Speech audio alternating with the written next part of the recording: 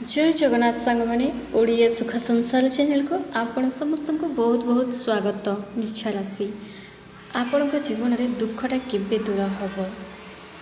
आपण राशि आराध्यपति मंगल केबे आपण को सुख प्रदान करेंगे एवं क्यों ग्रहर अशुभ प्रभाव जो एते सारा चिंता टेंशन काम बनूना बारंबार मनरे किसी ना किसी नेगेटिव थट्स जो चलुची क्यों ग्रहर अशुभ प्रभाव जो एपरी होउची एवं यार प्रतिकार कौन मु सबकि आपको यही भिडियो ही जनइबी। भिडियो मझी मझे किसी टिप्स आपको जनइबी। तो ये भिडियोटी आपण बहुत ही इंपोर्टेंस भिडियो अटे इच्छा राशि बोले तेणु ये भिडियो भलसे देखु बुझंतु कि भिडियो कौन कहुच्छी बोली। एवं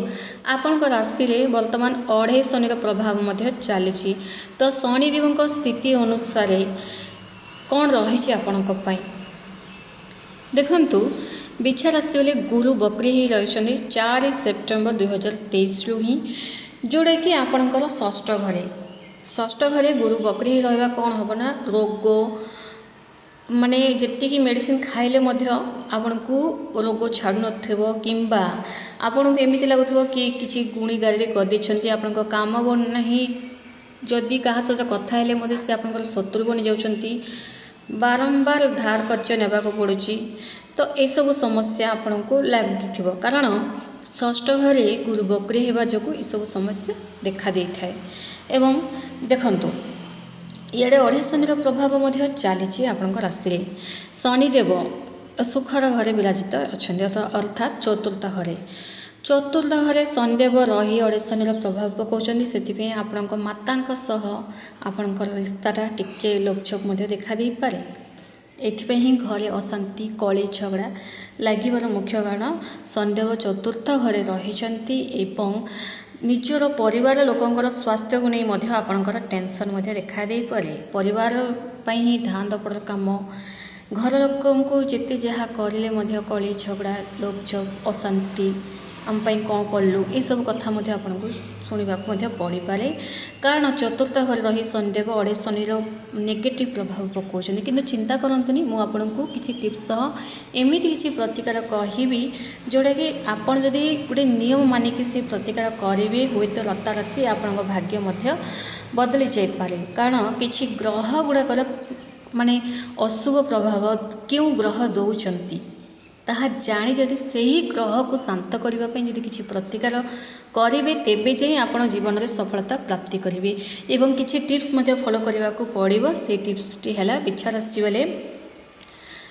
टंका पैसा मामला रे टिके सावधान होकर रुहतु। ये कथा मु बहुत गुड़े भिडियो कही कारण टंका पैसा आपण बहुत सारा लुटि नहीं था एमती लुटि था जे आपण जब देवाटा बंद करदेवे ना टंका पैसा सांगे सांग कह ये बड़ा धोका वाला बोले धोका बाली कि धोका वाला पुओ झील जी भी अटंती सांगे सांग कही दियंती यह सत्य अटे।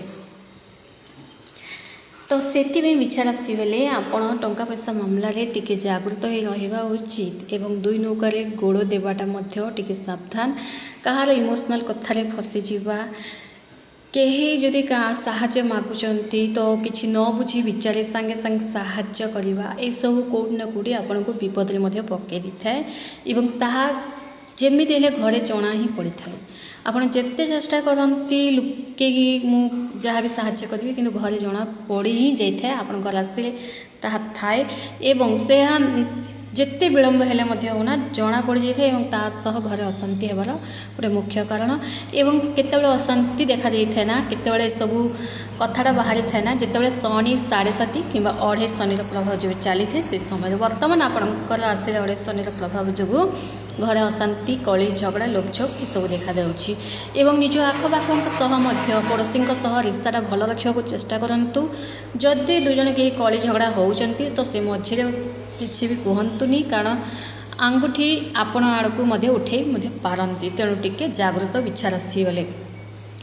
देखंतु बिछा राशि वाले जदि आप महादेवंकर पूजा करेंगे जी आप भगवान भोलेनाथ को प्रसन्न कर रखिए आपण से भल एवं महादेवंकर पूजा करवा रुद्राभिषेक करवा महामृत्युंजय जप करवा शिवंक जोड़ित जी आपण करपारती ओम नमः शिवाय मंत्र 108 लगा जप करवा आपण से भल आपणकर बिगड़ी जाइथिबा काम ବନିବାକୁ ଲାଗିବ। କାରଣ ଆପଣଙ୍କ ରାଶିରେ ଚନ୍ଦ୍ରମା ଥିବା ଯୋଗୁଁ, ମଙ୍ଗଳ ତ ରାଶିର ଆରାଧ୍ୟପତି, କିନ୍ତୁ ଚନ୍ଦ୍ରମା ଯୋଗୁଁ ଆପଣ କିଛି ଡିସିସନ୍ ନେଇପାରନ୍ତିନି, କିଛି ବି ନାହିଁ। ଡିସିସନ୍ କ'ଣ କେମିତି ନେବା କଥା ଆପଣ ନିଜେ ଭାବି ପାରନ୍ତିନି। ଏମିତି ଗୋଟେ ଡିସିସନ୍ ନେଇଯାଇଥାନ୍ତି ଯେଉଁଟାକି ଭାବନ୍ତି, ବହୁତ ଭାବନ୍ତି, କିନ୍ତୁ ଯଦି ସାମ୍ନା ଲୋକ ଆପଣଙ୍କୁ ଗାତରେ ପକାଇବା ପ୍ଲାନ୍ରେ ମଧ୍ୟ ଯଦି ଆପଣଙ୍କୁ ଏମିତି କରେ ଭାଇ ସେମିତି କରେ କହିଲେ ସେଇ କଥାରେ ପଡ଼ିଯାଇଥାନ୍ତି। ଏହା ମଧ୍ୟ ସତ୍ୟ ଅଟେ। ତେଣୁ ଆପଣଙ୍କ ଡିସିସନ୍ ପାୱାରଟା ମଜବୁତ କରନ୍ତୁ ଏବଂ ଚନ୍ଦ୍ରଙ୍କୁ ତ ପୂଜା କରିବେ, କିନ୍ତୁ ମହାଦେବଙ୍କୁ ପୂଜା କଲେ ଚନ୍ଦ୍ର ମଧ୍ୟ ପ୍ରସନ୍ନ ହୋଇଥାନ୍ତି। ତେଣୁ ମହାଦେବଙ୍କର ପୂଜା ପ୍ରତ୍ୟେକ ସୋମବାର ଶିବ ମନ୍ଦିର ଯାଇ ଜଳ କ୍ଷୀର ଢାଳି ପୂଜାର୍ଚ୍ଚନା କରନ୍ତୁ, ବେଲପତ୍ର ଚଢ଼ାନ୍ତୁ। ଆପଣଙ୍କ ପାଇଁ ଭଲ, ଆପଣଙ୍କର ସବୁ କାମ ଆପେ ଆପେ ବନିବାକୁ ଲାଗିବ ଏବଂ ଯେଉଁ ଡିସିସନ୍ ନ ନେଇକି କିଛି ଇମୋସନାଲ୍ କଥାରେ ଯେଉଁ ଫସି ଅଛନ୍ତି ସେସବୁ ସମସ୍ୟା ମଧ୍ୟ ଆପଣଙ୍କର ଦୂର ହେବ। ଏବଂ ଆପଣଙ୍କର ପ୍ରାୟ ଦେଖିବେ ଟଙ୍କା ପଇସା ଫସି ଯାଇଥାଏ ବିଛା ରାଶି ବେଳେ, ଦେଇ ତ ଦେଇ ଦିଅନ୍ତି, ଆଉ କେତେଟା ଜାଗାରେ ଏମିତି ବି ଥାନ୍ତି କି ଟଙ୍କା ପଇସା ଇନଭେଷ୍ଟମେଣ୍ଟ କରିବା, ଏଇଠି ପକେଇଲେ ଡବଲ ପଇସା ମିଳିବ, ସେଇଠି ଟ୍ରିପଲ୍ ମିଳିବ, ଏସବୁ ଚକ୍କରରେ ମଧ୍ୟ ଆପଣଙ୍କର ଟଙ୍କାଟା ବହୁତ ଜାଗାରେ ଫସିକି ରହିଯାଇଥାଏ, ଯେଉଁଟାକି ଆପଣ ଏପର୍ଯ୍ୟନ୍ତ ମଧ୍ୟ ତାଙ୍କଠାରୁ ଟଙ୍କାଟା ରିଟର୍ଣ୍ଣ ଆଣିପାରନ୍ତି ନାହିଁ। ତ ସେସବୁରେ କ'ଣ କରିବେ ନା ହନୁମାନ ଚାଳିଶା ପାଠ କରନ୍ତୁ। ହନୁମାନ ଚାଳିଶା ପାଠ କରିବା ଆପଣଙ୍କର ଟଙ୍କାଜନିତ ସମସ୍ୟାଟା ଦୂର ହେବ, ଆପଣଙ୍କର ମଙ୍ଗଳ ମଜବୁତ ହେବେ, ଆପଣଙ୍କୁ ଗୋଟେ ଭଲ ମାର୍ଗ ଦର୍ଶନ କରାଇବେ, ଯେଉଁଟାକି ଆପଣ ଯାହା ମାନେ ଭୁଲ ରାସ୍ତାକୁ ଗଲେ ମଧ୍ୟ ଆପଣଙ୍କ ମନକୁ ଗୋଟେ ଭଲ ବିଚାର ଆସିବ, ନାହିଁ ମୋତେ ଏହା କରିବାର ଅଛି, ଏମିତି କରିବାର ଅଛି, ଯେଉଁଟାକି ଆପଣଙ୍କ ପାଇଁ ଭଲ, ସେହିପରି ଡିସିସନ୍ ଆପଣ ନେବେ। ଏବଂ ହନୁମାନ ଚାଳିଶା ପାଠ କରିବା ଦ୍ୱାରା ବର୍ତ୍ତମାନ ଆପଣଙ୍କ ରାଶିରେ 28 ଶନିର ପ୍ରଭାବ ଚାଲିଛି। ଯିଏ ହନୁମାନଙ୍କ ଶରଣରେ ଆସନ୍ତି, ଭଗବାନ ଶନିଦେବଙ୍କର କିଛି କୋପ ଦୃଷ୍ଟି ତାଙ୍କ ଉପରେ ପଡ଼ିନଥାଏ। ତେଣୁ ଆପଣ ନିହାତି ହନୁମାନ ଚାଳିଶା ପାଠ କରନ୍ତୁ, ଆପଣଙ୍କ ପାଇଁ ଭଲ। ଏବଂ ତା ସହ ବିଛା ରାଶି ହେଲେ ଗୋଟେ କଥା ବହୁତ ହିଁ ଇମ୍ପୋର୍ଟାଣ୍ଟ କଥା ଜାଣି ରଖନ୍ତୁ, ଏଇ ଯେଉଁ 28 ଶନିର ପ୍ରଭାବ ସମୟରେ ଗାଡ଼ି ବାହନ ମଧ୍ୟ ଟିକେ ସତର୍କ ହୋଇ ଚଲାଇବା ଉଚିତ, କାରଣ ଆଘାତ ହେବାର ମଧ୍ୟ ସମ୍ଭାବନା ଥାଏ। ତେଣୁ ଯେତିକି ଆପଣ ସତର୍କ ହୋଇ ଗାଡ଼ି ବାହନ ଚଲାଇବେ, ଜାଗୃତ ଗୋଟେ ନିୟମ ମାନିକି ଗାଡ଼ି ବାହନ ଚଲାଇବେ ଆପଣଙ୍କ ପାଇଁ ଭଲ। ଏବଂ ଯଦି ବିଛା ରାଶି ବେଳେ ଆପଣଙ୍କର ଅଲରେଡ଼ି ସନ୍ତାନ ଅଛନ୍ତି, ଯଦି ସନ୍ତାନ ଆପଣଙ୍କ କଥା ମାନୁନାହାନ୍ତି ତ ଆପଣ ଟେନସନ୍ ହୁଅନ୍ତୁ ନାହିଁ, ତାଙ୍କ ଉପରେ ରାଗରୁଷା କରନ୍ତୁ ନାହିଁ। କାରଣ ଆପଣଙ୍କ ରାଶିରେ 28 ଶନି ଯୋଗୁଁ ଆପଣଙ୍କ ମନ ଅଶାନ୍ତି, ଯେମିତି ମୁଁ କହିଲି ଚନ୍ଦ୍ରମା ବହୁତ କମଜୋର ଥାନ୍ତି ଆପଣଙ୍କ ରାଶିରେ, ସେଥିପାଇଁ ଗୋଟେ ଭଲ ଡିସିସନ୍ ନେଇପାରନ୍ତି ନାହିଁ। ଏବଂ ନିଜ ମାତାଙ୍କ ସହ ଯଦି ଆପଣଙ୍କ ଲଭ୍ଝଗ୍ ହୁଏ ସେହି ସମୟରେ ମଧ୍ୟ ଶାନ୍ତ ହୋଇ ରୁହନ୍ତୁ